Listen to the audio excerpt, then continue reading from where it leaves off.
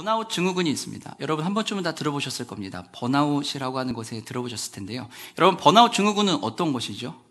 번아웃 증후군은 우리가 모두 아는 그런 상황입니다.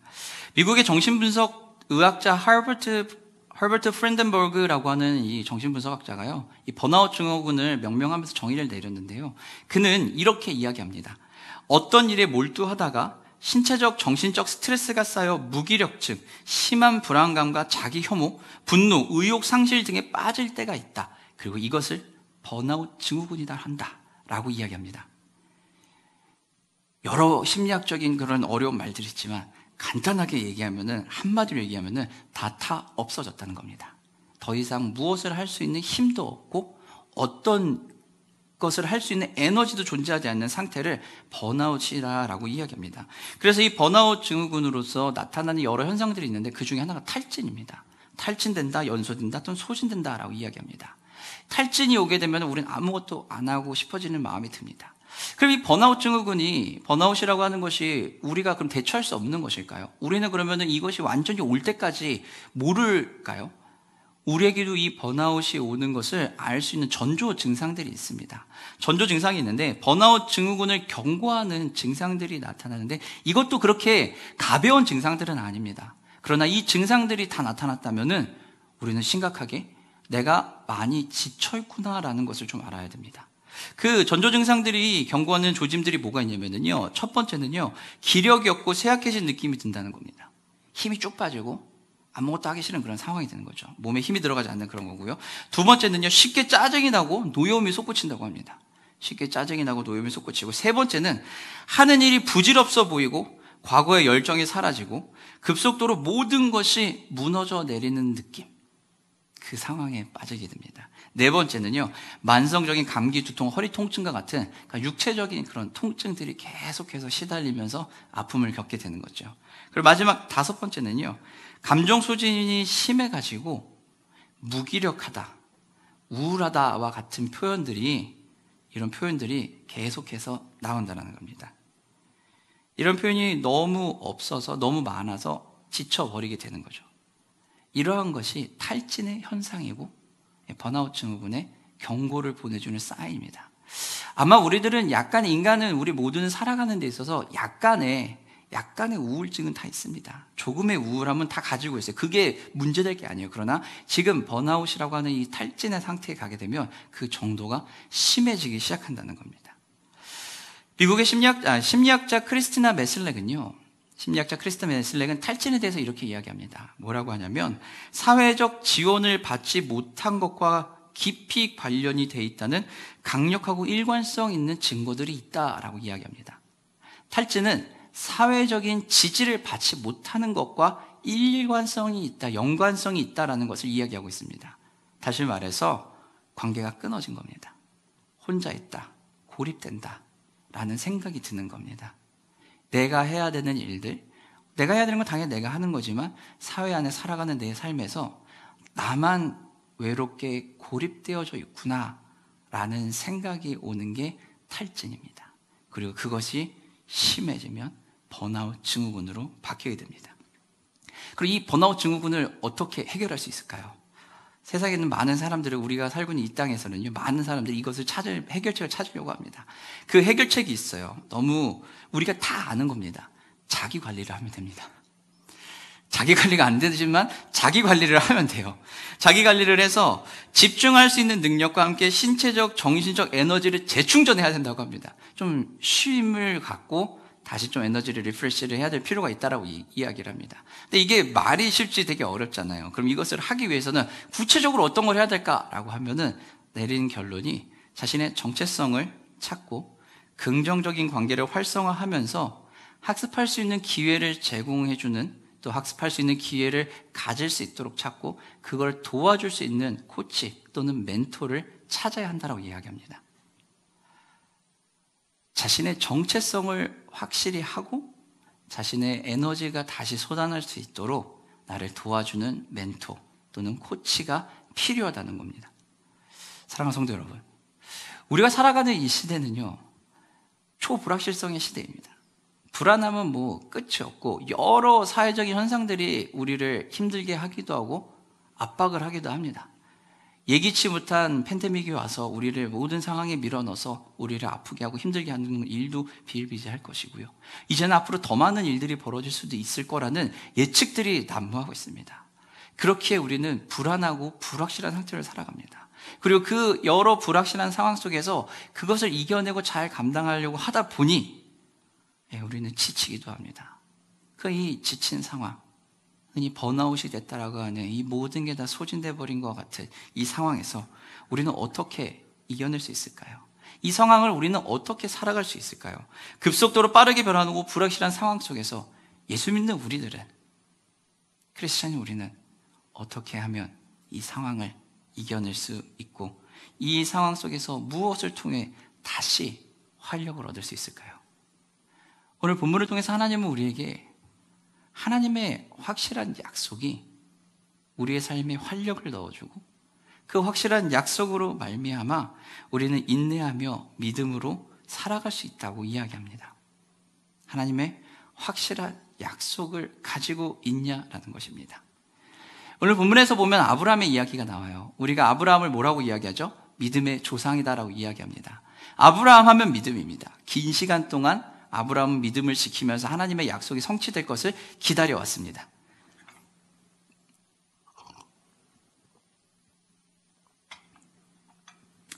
아브라함은 믿음의 본을 보이는 사람이에요. 아브라함은 긴 시간 동안 있으면서 하나님께서 약속하신 것을 이루어질 때까지 기다렸어요.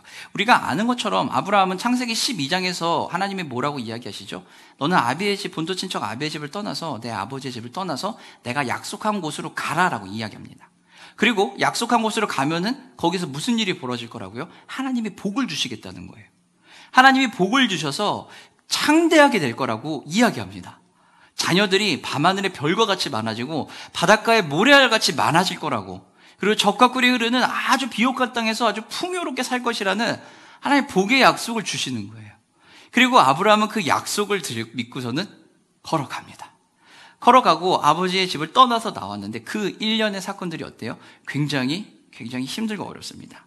약속 하나 붙잡고서는 아브라함은 떠난 거예요. 근데 더 놀라운 것은요, 그 약속을 붙잡은 아브라함을 보고 롯이 쫓아가요. 쫓아가가지고 같이 갔다라는 겁니다. 하나님의 약속은 여기에서 바로 이루어지면 너무 좋았을 것 같은데 우리가 아는 것처럼 아브라함의 평생을 통해서 이 약속이 굉장히 천천히 옵니다. 75세에 하란을 떠난 아브라함은요, 아들을 주시겠다라고 하는, 자녀를 풍성하게 하시겠다고 하는 그 하나님의 약속을 의지해 갔는데 언제까지요? 100세가 될 때까지 아이 한 명 갖지 못하고 살아갑니다. 물론 그 중간에 이스마엘이라고 하는 아들도 한 명 태어나긴 하지만 하나님이 약속하신 그 약속이 이루어지는 것이 너무 소원한 것처럼 보였어요. 안 일어날 것처럼 보였습니다. 그래서 중간에 자신의 방법을 택하기도 했습니다. 그런데 하나님께서 아브라함에게 주신 그 약속을 이루어주시죠. 창세기 22장에 가면은 드디어 마침내 하나님께서 아브라함에게 이삭을 주시고 그 이삭이 장성하게 됩니다. 그 시간까지가 약 40년 정도 걸렸어요. 40년이라고 한 시간이, 대략적으로 40년이라는 시간이 걸렸는데 이 시간 동안에 아브라함의 마음은 어땠을까요? 100세의 이삭을 낳을 때까지도 참담하고 힘이 들었을 텐데 이 이삭이 어느 정도 장성해서 청소년이 됐더니 이제는 하나님께서 아브라함에게 뭐라고 얘기해요? 이 이삭을 데리고 올라와서 제물로 바치라는 겁니다. 여기까지 오는 시간이 굉장히 험난했을 겁니다. 그런데 아브라함은 하나님의 그 약속을 믿고 끝까지 갔다는 겁니다. 중간에 많은 고민과 어려움과 그 스스로에 대한 그 연민이 굉장히 많았을 거예요. 하지만 아브라함은요, 창세기 22장에서 하나님이 이삭을 바치라고 하고 그 모리아산에 올라가는 그 순간까지 고민은 하지만 하나님의 말씀을 붙잡고 그 자리로 올라가고 있다는 겁니다. 아브라함을 향한 하나님의 확실한 약속이 아브라함에게는 있었던 거예요. 아브라함은 하나님이 주신 그 약속을 붙잡고 있었습니다. 그래서 하나님께서 반드시 하실 것이다 라고 하는 믿음을 가지고 그 약속의 확실성을 가지고 걸어갔던 겁니다. 아브라함이 가졌던 확실한 약속은 어떤 것일까요? 단지 하나님이 내가 줄게 라고 하는 수준이 아니었습니다. 내가 그냥 줄게 라고 하는 언명의 수준이 아니라 하나님은 하나님보다 더 큰 이가 없기 때문에 하나님 본인의 이름을 가지고 아브라함에게 맹세를 해주신 거예요. 맹세를 통해서 확증해 주신 겁니다. 맹세를 했다라고 하는 것은 이게 최후다, 마지막이다, 이 일은 결코 변하지 않는다라는 것을 분명하게 알려주시는 것이 바로 이 맹세예요. 그래서 오늘 본문에서는 이 맹세를 뭐라고 얘기하죠? 최후 확정이라고 얘기합니다. 더 이상의 변화는 없습니다. 그리고 이것은 깨지면 큰 일이 나는 거예요. 그것이 창세기 22장에서 어떻게 해요? 이삭을 바치는 그 장면에서 하나님이 예비하신 재물을 가지고서는 각을 뜨고서는 불로 가로지르면서 하나님 다시 약속을 확증해 주시는 거예요. 하나님은 아브라함에게 믿음의 확실한 약속을 확증해 주셨다는 겁니다. 아브라함의 믿음은요, 그 믿음이 그냥 단지 믿음이 좋았어, 믿음을 가지고 있어가 아니라 그 믿음이 행함으로 드러났기 때문에 우리는 그 믿음이 대단하다고 이야기하는 것입니다. 하나님의 맹세와 확증 이전에 아브라함은 이삭을 믿음으로 바치고 있는 모습을 보여줍니다. 창세기 22장 16절과 17절 말씀 우리 함께 보도록 하겠습니다.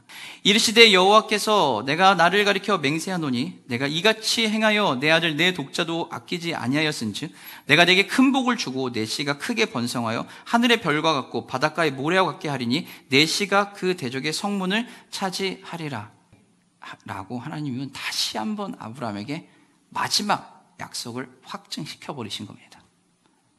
바뀐 내용이 하나도 없어요. 그러나 하나님은 마지막으로 다시 한번 도장을 그 위에 인을 꽝 쳐버리신 겁니다. 그리고서는 그 일을 행해 주신 거예요. 약속은 변한 게 하나도 없었습니다. 하지만 하나님이 주시는 그 약속에 대해 아브라함이 반응하는 그 모습은 점점 변한 거예요. 아브라함이 하나님의 약속을 듣고 믿음으로 실천한 것과 하나님이 약속을 확증해 주신 것 사이에는 괴리가 없습니다. 우리의 눈에는 시간차가 있는 것처럼 보이지만 하지만 하나님은 처음 순간에도 맹세함으로 확증해 주셨고 마지막 순간에도 맹세함으로 확증을 해 주신 거예요. 아브라함은 그 안에서 믿음의 반응으로 움직인 겁니다. 하나님의 약속과 아브라함의 믿음의 실천은 결코 동떨어진 시간이 아니에요. 동일한 시간에 동일한 선상에서 함께 일어나고 있었던 것입니다. 아브라함에게 이삭을 얻는 것과 가나안 지역인 지금 브엘세바에 살고 있는 것은요, 아브라함에게 하나님이 보여주셨던 약속이 일부 성취된 거였어요. 그렇잖아요? 그러면은 하나님은 분명히 아브라함에게 주셨던 약속 중에 약속이 자녀를 줄 것이고 그리고 비옥한 땅에서 풍요롭게 살 것이라는 복을 줄 거라는 이야기인데 지금 아브라함이 처한 상황을 놓고 보면은요, 일정 부분 성취가 돼버렸단 말이에요. 근데 그 상황에서 하나님이 다시 한번 이삭을 바치라고 얘기를 하신 장면이거든요. 그런데 하나님의 그 약속을 주신 상황에서 아브라함이 봤을 때는 분명히 일정 부분 성취가 됐기 때문에 아마도 멈추고 싶은 마음이 있었을지도 모르겠어요.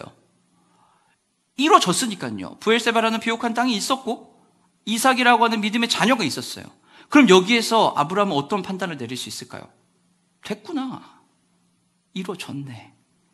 그러면 여기가 마지막일 수도 있겠어 라고 생각할 수도 있었을 거예요. 그런데 이때 하나님이 이삭을 바치라 그런 거예요.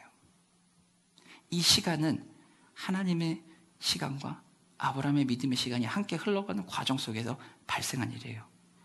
우리에게도 하나님이 이와 비슷한 일들을 하시고 우리도 이와 비슷한 일들이 있을 겁니다. 하나님 우리에게 약속을 주셨죠. 여러분 개인에게, 우리 교회에게, 그리고 하나님이 주신 약속이 있습니다. 사명이 있을 거예요. 그리고 그 사명이 이루어지고 약속이 이루어지고 가는 과정 속에서 보면은 어쩌면 이루어지지 않은 것처럼 보인 것도 있고 어쩌면 조금 이루어진 것이 있어요. 그래서 그것이 이루어진 것처럼 느껴질 수도 있을 겁니다. 하나님께서 허락하신 약속들이 우리의 삶에서도 아브라함처럼 일정 부분 성취가 됐다라고 느껴지는 그 부분이 있을 거예요. 그럼 우리는 그 부분을 보고 얘기할 거예요. 됐구나. 아, 여기서 멈춰도 될 수도 있겠다라는 생각이 들 수도 있어요. 그러나 그때 하나님이 우리에게 이야기하시는 겁니다. 끝까지. 사명이 완수된 그 끝까지. 내가 준 그 복이 온전히 이루어지는 그 끝까지 함께 가자라고 이야기하시는 겁니다. 아브라함의 모습을 통해서 우리에게 하나님이 주시는 것은요, 단지 믿음으로 하나님의 삶을 살아라가 아니에요. 믿음으로 사는 것은 그 약속의 기반으로 해서 나오는 당연한 행위적인 결과물이고 우리는 하나님이 주신 그 사명을 끝까지 쉬지 않고 멈추지 않고 달려가는 것이 우리가 살아야 하는 모습이에요. 그것을 살아가기 위해서는 하나님의 약속과 맹세로 우리는 위로를 받고 위안을 받을 수밖에 없는 존재라는 것을 알아야 합니다. 그리고 우리는 무엇보다도 뚜렷하게 그 하나님의 위로를 받을 수 있어요. 흔히 사람들이 이야기하는 것이요, 뚜렷한 기억보다 흐릿한 잉크가 더 중요하고 좋다라고 이야기합니다. 뚜렷한 기억보다 흐릿한 잉크가 오래간다. 이것은 무슨 뜻일까요? 우리의 기억이 아무리 뚜렷해도 변질이 될 수 있고 왜곡이 될 수 있어요. 그러나 기록으로 남겨져 있으면 결코 변하지 않는다는 겁니다. 이걸 우리 일상생활로 한번 돌이켜서 생각해 보면요, 우리가 경험한 강력한 각인된 경험은 우리의 사회에 놓여있는 여러 내 주변 환경에 놓여있는 사건들과 그런 여러 요소들보다 더 강하게 작용을 할 수 있다는 겁니다. 예를 들어 드릴게요. 저는 여러분 다 아시는 것처럼 이 애플사에서 나온 이 전화기를 사용을 합니다. 저는 이 전화기를 굉장히 긴 시간 동안 이 브랜드에서 나온, 이 회사에서 나온 제품을 긴 시간 동안 사용을 해왔어요. 그래서 중간에 제가 한국에 귀국을 하고 중간에 삼성에서 나온 제품을 잠시 사용한 적이 있었습니다. 잠시 사용을 했는데 초기 모델이었어요. 초기 모델이기 때문에 아직은 조금 안정성이 떨어지는 시절이었습니다. 그랬는데 문제는 뭐였냐면은 안정성이 너무 떨어지는 거죠. 그래서 쓸 수가 없는 거예요. 전화기가 버버버벅거리는 것부터 시작해가지고서는 야, 이걸 어떻게 사용하지? 라고 하는 생각이 들 정도예요. 전화를 껐다 켜는 것도 너무 오래 걸리고 앱을 하나 구동시키는데도 너무 긴 시간이 걸리는 거죠. 그때 제 머릿속에는 강력하게 각인이 된 거예요. 절대 쓰면 안 돼. 절대 사용하면 안 돼. 라는 이게 강력하게 받아들이고서는, 그리고 이 전화기의 수명은 무조건 2년이야. 2년이 지나면 얘는 다 사용할 수 있는 전화기가 아니야. 이게 제 머릿속에 박힌 거예요. 그게 2013년입니다. 근데 최근에 제가 이제 우리 지체들 몇 분 알지만 이제 삼성 전화기로 갈아타고 싶은 마음이 이제 굴뚝같이 막 생겼죠. 막 불이 나게 막 생긴 거예요. 막 불이 나게 생겼는데 이유는 여러 개가 있어요. 여러 개가 좀 제일 큰 이유는 한 가지예요. S페이라고 하는 그것 때문이에요. 그거 너무 편해 보이더라고요. 너무 편해서 이걸 해보고 싶은데 제 전화기 그게 안 되잖아요. 그리고 바꾸고 싶은 마음이 너무 많이 드는 거예요. 그런데 그게 제가 얘기한 게 벌써 2년 전인가 그렇거든요. 아직도 못 바꾸고 있어요. 왜 못 바꿀까요? 제 머릿속에 각인된 내용이, 그 경험이 제 몸을 움직이지 못하게 하는 거예요. 지금은 되게 좋아졌어요. 전화기들이 다 좋아져서 큰 문제가 있지 않습니다. 그러나 여전히 제가 경험한 저에게 각인된 그 이미지는 바뀌지가 않는 거예요. 그러니 움직일 수가 없는 겁니다. 흐려진 잉크가 더 좋다는 것은 바로 이런 겁니다. 명확하게 각인이 되면 우린 그것을 따라가요. 하나님이 아브라함의 사건을 왜 이렇게 강력하게 기록해 놓으시고 하나님의 구약의 성경을 통해서 왜 하나님이 이렇게 많은 이야기들을 쓰셨을까요? 우리에게 하나님의 역사심을 각인시켜 주시기 때문이에요. 하나님이 이렇게 행하셨다라는 것을 우리에게 알려주시는 거예요. 우리의 개인의 삶에서 하나님이 여러 놀라운 사건들을 벌어지게 하시고 우리 공동체 안에서 하나님이 놀라운 사건들을 임하게 하시는 것은 다른 것 때문이 아니라 하나님이 역사하신다라는 것을, 하나님이 우리의 삶을 만지시고 인도하신다라는 것을 각인시켜 주시는 거예요. 그러면서 하나님이 아브라함에게 소망의 확실함을 통해서 하나님이 이루어 주실 거라는 그 확실함을 통해서 믿음으로 행할 수 있게 하셨던 것처럼 우리가 아브라함의 사건을 통해서, 믿음의 조상들의 사건을 통해서, 우리 공동체 안에 벌어지는 사건을 통해서 하나님이 함께 하신다라는 것을 다시 한번 우리에게 알려주시는 겁니다. 아브라함을 통해 보여주신 성취가 우리의 성취가 될 것이라는 겁니다. 아브라함을 하나님의 자녀라, 하나님의 백성이라고 부르신 그 하나님께서 우리를 동일하게 불러주시고 우리를 하나님의 백성이라고 불러주신다기 때문에 우리도 마찬가지로 하나님께서 우리도 그 성취를 이루게 해주실 거라는 겁니다. 소망은요, 하나님의 약속이 성취될 것이라는 믿음이 소망입니다. 그냥 이런 일이 있으면 좋겠어요 라고 하는 희망 섞인 내 바람이 아니라 소망은 하나님의 약속이 성취될 것이라는 믿음, 그것이 바로 소망입니다. 그래서 이 소망은 우리의 영혼에 닻을 내려주는 겁니다. 우리의 영혼에 닻을 내려줌으로 인해서 하나님의 구원으로부터 쓸려나가지 않도록, 하나님의 구원이 자리 잡고 있는 이 자리에서 다른 것으로 인해 쓸려나가는 일이 벌어지지 않도록 우리를 지켜주는 게 바로 이 소망이에요. 이 소망의 확실함을 하나님은 성경의 기사를 통해 보여주셨는데, 이것을 통해 살아가는 우리가 그것만으로도 행복하면 너무 좋겠지만 삶의 자리에서 넘어지기도 하고 아프기도 해요. 그래서 하나님은 어떻게 할까요? 이 자리에 직접 오신 겁니다. 예수님이 직접 이 땅에 오셔서 우리를 부르시고 휘장 안에 만기셨던 그 법궤 위에서 임재하셨던 그 하나님이 휘장을 가르고 세상으로 오셔서 피조물의 이 옷을 입으시고 우리와 함께 계시는 거예요. 그리고 우리에게 우리의 영원한 소망이 변치 않는다는 것을 알려주시고 그 소망이 예수 그리스도 그분에게 있다는 것을 다시 한번 명확하게 해주시는 겁니다.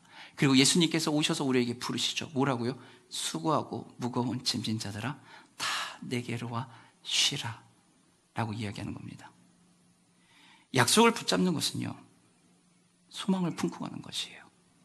예수님이 이 땅에 오셔서 우리를 불러주시는 것은 우리가 그분의 약속 안에 살아가고 있다는 확증입니다.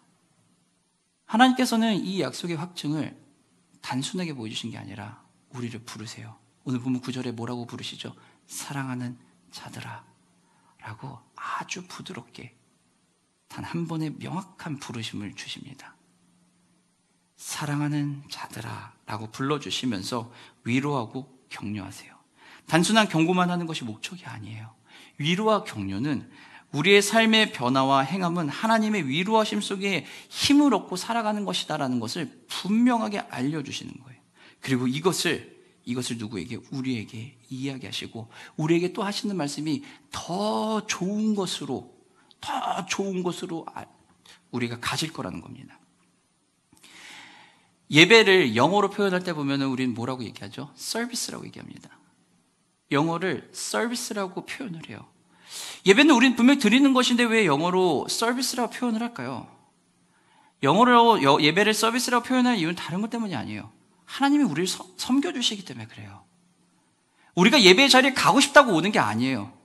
하나님이 우리를 부르시고 초대해 주신 주인이신 하나님께서 우리를 섬겨주시기 때문에 서비스라 그러는 거예요.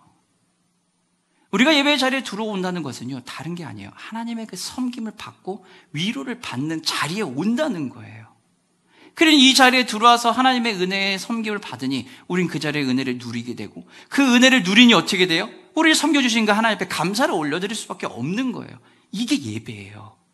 하나님이 우리를 부르시고 위로하시는 방법이요, 우리의 기도의 소원들을 우리가 간절하게 바라는 걸 다 들어주시는 것도 위로가 될 수 있지만 하나님은 우리를 예배를 통해서 섬겨주심으로 인해 우리를 위로해 주시는 거예요. 그러면 더 좋은 것으로 해주시겠다고 이야기하시는 겁니다. 섬김은요, 하나님의 이름을 위하여 나타나는 사랑의 표현이자 행위가 바로 이 섬김이에요. 하나님은 우리에게 그 섬김을 할 것을 요청하시지만 무엇보다도 먼저 하나님이 우리를 섬겨주십니다. 우리를 섬겨주시고 그 섬김을 우리가 누릴 수 있게 만들어주세요. 그리고 그 섬김을 다시 한번 사람들에게, 성도들에게, 서로에게 섬길 것을 이야기하는 거예요. 섬긴다는 것은 다른 의미가 아니에요. 사역한다는 겁니다. 함께 사역하고 함께 걸어간다는 겁니다. 성도를 섬김이 바로 사역이에요.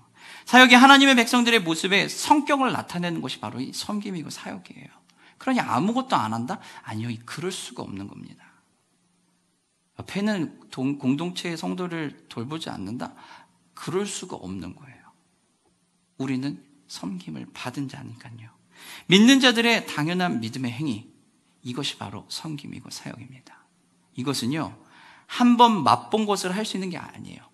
우리 몸에, 우리의 영혼에 각인되어져 있는 거예요.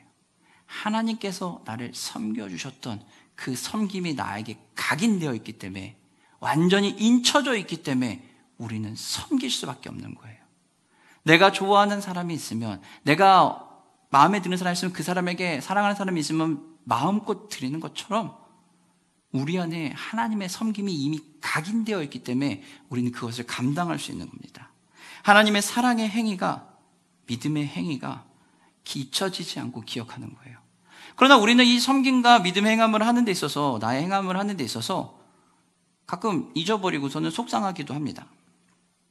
누군가 내 기억, 내 행하는 것을 잊어버리거나 그것을 인정해 주지 않으면 우린 상처받아요. 내가 이렇게 열심히 했는데 왜 이렇게 무시하지? 왜 인정해 주지 않지? 라는 생각이 들 겁니다. 내가 한 행동에 대해서 누가 인정해 주지 못하면 우린 당연히 상처받을 수 있습니다. 상처받을 수 있어요. 그런데 하나님은 거기서 이야기했어요. 하나님은 결코 잊지 않으신다는 겁니다. 혼자 있는 것과 같고 누구도 나를 인정해주지 않는 것과 같은 답답하고 아픈 상황이지만 하나님께서 우리에게 이야기하시는 것은 내가 기억하고 있다. 내가 너의 행함을 기억하고 있다. 내가 너의 믿음의 수고를 기억하고 있다. 결코 헛되지 않았다. 라고 하나님께서 우리에게 이야기하시는 겁니다. 우리가 느끼는 감정 가운데 서운함은 누군가도 나를 알아주지 않았기 때문이에요. 하지만 하나님이 그 자리에서 이야기하시는 거예요. 따스하고 부드러운 음성으로 내가 기억하고 있다. 너의 그 수고를 기억하고 있다라고 말씀하시면서 위로해 주고 계십니다. 이 행위는요, 한 번으로 끝나는 것이 아니에요. 지속적이고 반복적으로 일어납니다. 하나님은 우리가 잊어버릴 때마다, 잊어버릴 수 있을 때마다 말씀하세요. 내가 기억하고 있다. 내가 함께하고 있다. 내가 함께하고 있다. 반복적이고 지속적으로 해주십니다. 그러면서 우리에게서 똑같이 이야기하세요. 반복적으로, 지속적으로 끝까지 같이 가자라고 이야기하십니다. 한 번 하고 끝나는 사건이 아니에요. 우리가 섬기는 것은, 하나님의 일을 알고 살아가는 것은 단회적인 사건이 아니라 연속적이고 지속적인 사건입니다. 우리의 섬김이 믿음의 행위로 어떻게 드러날 수 있을까요? 우리의 섬김이 믿음의 행위로 나타나는 것이 만방에 또는 내 주변의 모든 분들에게 드러나기 위해서 우리는 무엇을 해야 될까요? 큰 것을 한 방 하면 될까요? 아니요. 오늘 주님 말씀하신 것처럼 끝까지 최선을 다해서 멈추지 않고 달려가는 것입니다. 이 멈추지 않고 지속적으로 반복해서 섬기며 가는 것, 그것이 사역이고 그것이 하나님의 공동체의 삶이라는 거예요. 우리는 멈추지 않아야 한다는 것을 기억해야 돼요. 그리고 그 멈추지 않는 사건을 예수님께서 직접 하셨다는 것을 우리는 늘 잊지 말고 있어야 됩니다. 하나님께서 하셨다는 것을요. 그렇게 확실한 마음에 거한다는 것은요, 이것이 가진 의미는 우리의 믿음이 성장하는 믿음이라는 것입니다. 우리는 정체되어 있는 믿음이 아니에요. 성장하는 믿음이에요. 성장하는 믿음이 되기 위해서, 이 성장하기 위해서 우리가 믿음 안에서 무엇을 해야 될까요? 부지런해야 되고 게으르면 안 돼요. 부지런해야 되고 게으르지 않아야 돼요. 부지런하다와 게으르지 않다라는 것의 1세기적 당시 쓰던 시대의 의미를 보면은요, 선한 행위의 결과물로서 드러나는 돌봄, 그리고 빠르게 행동함, 이 바로 부지런함, 게으르지 않음입니다. 선한 행위의 결과물로서 드러나는 돌봄과 그 선한 행위에 의해 드러나는 빠른 행동, 이것이 부지런함과 게으르지 않음이에요.